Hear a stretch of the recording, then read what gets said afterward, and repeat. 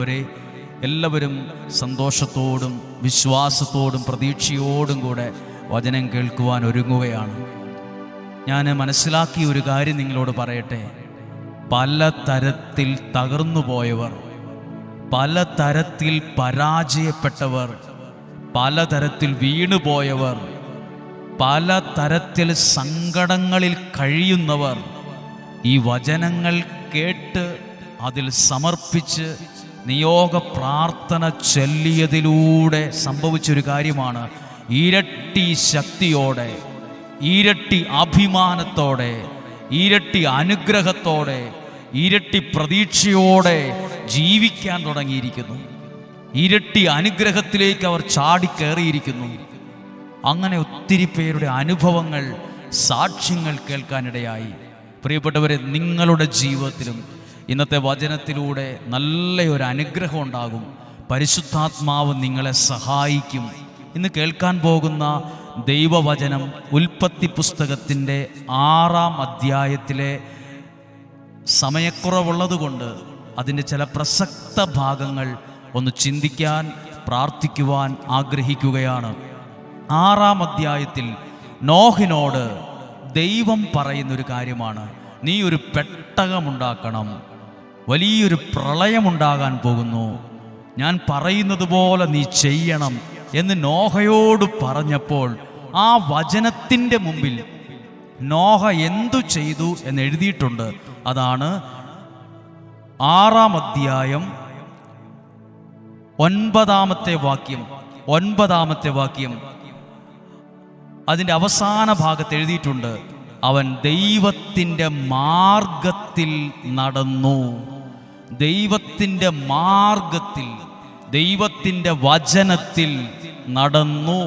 അതുതന്നെയാണ് പ്രിയപ്പെട്ടവരെ, പ്രഭാതത്തിൽ എഴുന്നേറ്റു ദൈവത്തിൻ്റെ വചനം തുറന്നു വച്ച് ആ വചനത്തിലൂടെ ദൈവം നമ്മളോട് സംസാരിക്കുമ്പോൾ, ആ വചനത്തിൽ ജീവിതത്തെ കൊടുക്കുമ്പോൾ, ആ വചനത്തിൽ ജീവിതം സമർപ്പിക്കുമ്പോൾ നമ്മളും ഇതേ കാര്യമാണ് ചെയ്യുന്നത്. ദൈവത്തിൻ്റെ മാർഗത്തിൽ നടക്കുവാൻ തയ്യാറാവുകയാണ്. ദൈവത്തിൻ്റെ മാർഗത്തിൽ നടക്കുവാൻ ഈ നോഹ തയ്യാറായി. അടുത്ത വാക്യം എഴുതിയിരിക്കുന്നു, 22-ാമത്തെ വാക്യം. ദൈവം കൽപ്പിച്ചതുപോലെ നോഹ പ്രവർത്തിച്ചു. ദൈവത്തിൻ്റെ വാക്കു കേട്ടപ്പോൾ ആ വചനത്തിൻ്റെ മുമ്പിൽ തറുതല പറയാതെ, ഈ വചനത്തെ വിലയില്ലാതെ ഒന്നായി മാറ്റി നിർത്താതെ ആ വചനത്തിന് വില കൊടുത്തു. ആ വചനത്തിന് തന്നെ സമർപ്പിച്ചു.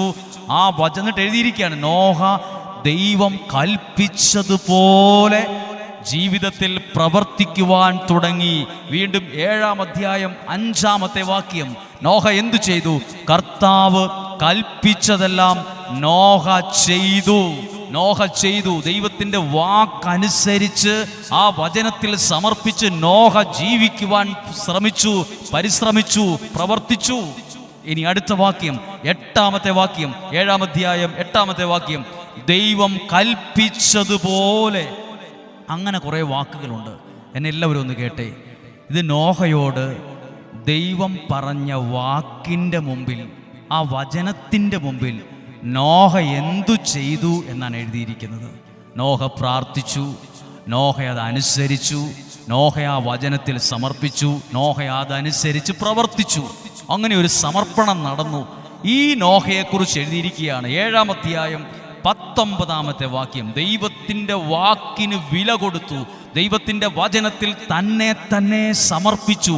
അങ്ങനെ ഉണ്ടായപ്പോൾ എഴുതിയിരിക്കുകയാണ്, ജലനിരപ്പ് ഉയർന്നു. 19-ാമത്തെ വാക്യം. ആകാശത്തിൻ്റെ കീഴെ തല ഉയർത്തി നിന്ന സകല പർവ്വതങ്ങളും വെള്ളത്തിൻ്റെ അടിയിലായി. എല്ലാവരും ഒന്ന് കേട്ടെ, തല ഉയർത്തി നിന്നാന്ന് എഴുതിയിട്ടുണ്ട്. വലിയ സംഭവമാണ്. ഞങ്ങൾ വലിയ ആളാണ്, ഞങ്ങൾ അത്രയും പണമുള്ളവർ ആരാ ഉള്ളത്, വിദ്യാഭ്യാസമുള്ളത് ആരാ ഉള്ളത്, സൗന്ദര്യമുള്ള ആരാ ഉള്ളത്, പദവിയുള്ള ആരാ ഉള്ളത്, ഇങ്ങനെയൊക്കെ പറഞ്ഞ് തല ഉയർത്തി നിന്നതൊക്കെയും ഒരു പ്രതിസന്ധി വന്നപ്പോഴോ അതിനടിയിലായി. എന്നാൽ ദൈവത്തിൻ്റെ വാക്കിൽ അതനുസരിച്ച് പ്രവർത്തിച്ച നോഹ വെള്ളത്തിൻ്റെ അടിയിലായി എന്ന് എഴുതിയിട്ടുണ്ടോ? നോഹും നോഹിൻ്റെ പെട്ടകവും പെട്ടകത്തിലുള്ളവരും എത്ര വെള്ളം പൊങ്ങിയിട്ടും അതിൻ്റെ മുകളിൽ ഒരു പ്രതിസന്ധിയും കൂടാതെ, മുകളിൽ ഒരു കേടുപാടുകളൊന്നും വരാതെ സന്തോഷത്തോടെ മുകളിൽ നിന്നു. തല ഉയർത്തി നിന്നതൊക്കെയും വെള്ളത്തിൻ്റെ അടിയിലായി. ഇന്നും ചിന്തിച്ചു നോക്കിക്കേ, സ്വന്തം കഴിവിലും ബുദ്ധിയിലും പണത്തിലും സ്വാധീനത്തിലും ഒക്കെ തല ഉയർത്തി നിന്ന പലതും, പല വ്യക്തികളും, പല കുടുംബങ്ങളും, പല പ്രസ്ഥാനങ്ങളും, പല സംവിധാനങ്ങളും, പല കമ്പനികളും, പല കുടുംബങ്ങളും, പലരുടെ വിദ്യാഭ്യാസമൊക്കെ വലുതാന്ന് പറഞ്ഞത് സംഭവമാണെന്ന് പറഞ്ഞ് തല ഉയർത്തി നിന്നതൊക്കെയും ചില പ്രതിസന്ധികൾ വന്ന് കയറി കയറി കയറി അവരെ മൂടിക്കളഞ്ഞു, ഒന്നും അല്ലാതായി. ഇന്ന് ആകെ തകർന്നു. എന്നാൽ ദൈവത്തിൻ്റെ വാക്കിന് വില കൊടുത്ത നോഹ വെള്ളത്തിനടിയിലായി എഴുതിയോ? നോഹൻ്റെ കുടുംബവും വെള്ളത്തിനടിയിലായി പോയി എഴുതിയോ? പ്രിയപ്പെട്ടവരെ ശ്രദ്ധിക്കുക. എന്നെ കേൾക്കുന്ന നിങ്ങളെല്ലാവരുടെയും ഹൃദയത്തിൻ്റെ അകത്തെ ആ ഒരു നോട്ട് ബുക്കിൽ എഴുതി വെച്ച്, ഹൃദയത്തിനകത്ത്, അതായത് നമുക്കെല്ലാവർക്കും എഴുതാനൊരു നോട്ട് ബുക്കുണ്ട്, അതുപോലെ തന്നെ ഹൃദയവും ഒരു നോട്ട് ബുക്കാകട്ടെ. അതിലും കൂടെ ഒന്ന് എഴുതി വെച്ച്, ദൈവത്തിൻ്റെ വാക്ക് കേട്ടപ്പം എന്തു വചനം, ഇതാണോ ഈ സമയത്ത് ഞാൻ ചെയ്യേണ്ടത് എന്നും പറഞ്ഞ് തല തിരിഞ്ഞ പ്രവൃത്തി ചെയ്ത നോഹിനെയല്ല, ആ വാക്ക് കേട്ടപ്പോൾ അത് അംഗീകരിച്ച്, അതിനെ സ്നേഹിച്ച്, അത് ഉൾക്കൊണ്ട് ആ വചനത്തിന് തന്നെ സമർപ്പിച്ചപ്പോൾ പ്രതിസന്ധികളെല്ലാം വന്നുകൂടിയപ്പോഴും നോഹിനെയോ നോഹിൻ്റെ കുടുംബത്തെയോ തൊടാൻ പോലും പറ്റാത്തൊരു ദൈവീക സംരക്ഷണത്തിൻ്റെ ഒരു വലയം അവിടെ ഉണ്ടായി. വചനം തുറന്നു വച്ച് പ്രാർത്ഥിക്കുന്ന പ്രിയപ്പെട്ടവരെ, നിങ്ങൾ പോലും അറിയാതെ ഒരു ദൈവീക സംരക്ഷണം കൂടെയുണ്ട്. എന്തു പ്രതിസന്ധികൾ വന്ന് അവിടെയും ഇവിടെയും ഒക്കെ തകർന്നു പരാജയപ്പെട്ടു എന്ന് കേൾക്കുമ്പോഴും വചനത്തിലാണോ കുഞ്ഞുങ്ങളെ നിങ്ങൾ നിൽക്കുന്നത്? നിങ്ങളെ ദൈവം ഉള്ളംകൈയിലെന്ന പോലെ സംരക്ഷിക്കും, ഉള്ളംകൈയിലെന്ന പോലെ സംരക്ഷിക്കും. ഈ വെള്ളത്തിൽ അടിയിലായി പോകേണ്ട ആളായിരുന്നു നോഹയും കുടുംബവും. പക്ഷേ ആ പ്രതിസന്ധി വന്നപ്പോഴും വെള്ളത്തിനടിയിലായി പോകാതെ സൂക്ഷിച്ചത് ദൈവത്തിൻ്റെ വാക്കിൽ നിന്നതുകൊണ്ടല്ലേ? അപ്പോൾ നമ്മളിപ്പോൾ ചെയ്യുന്ന ഈ പ്രവൃത്തി വെരി വെരി ഇമ്പോർട്ടൻ്റ് ആണ്, വെരി വെരി സീരിയസ് ആണ്. നമ്മൾ അത്രയും രാവിലെ എഴുന്നേറ്റ് പ്രാർത്ഥനയോടെ ആരംഭിക്കുമ്പോൾ നമ്മൾ ദൈവത്തിൻ്റെ കരങ്ങളിൽ സുരക്ഷിതമാകുന്നു. ഇനി അടുത്ത 8-ാമത്തെ വാക്യത്തിൻ്റെ പ്രസക്ത ഭാഗം നോക്കിക്കേ. നോഹയെയും പെട്ടകത്തിൽ ഉണ്ടായിരുന്ന എല്ലാ ജീവജാലങ്ങളെയും കന്നുകാലികളെയും ദൈവം ഓർത്തു. ആരെ ഓർത്തു? ആ ദൈവത്തിൻ്റെ വാക്കിന് വില കൊടുത്ത വ്യക്തിയെ, കുടുംബത്തെ ദൈവം ഓർത്തു, ആ സമയത്തോർത്തു. പ്രിയപ്പെട്ടവരെ, നിങ്ങളെ ഏതെങ്കിലും ഒരു വിഷമങ്ങൾ അഥവാ വന്നാലും ദൈവം അത് ഓർക്കും, ദൈവം നിങ്ങളെ കാണും. അടുത്ത വാക്യമാണ് അവസാനം 4-ാമത്തെ വാക്യം.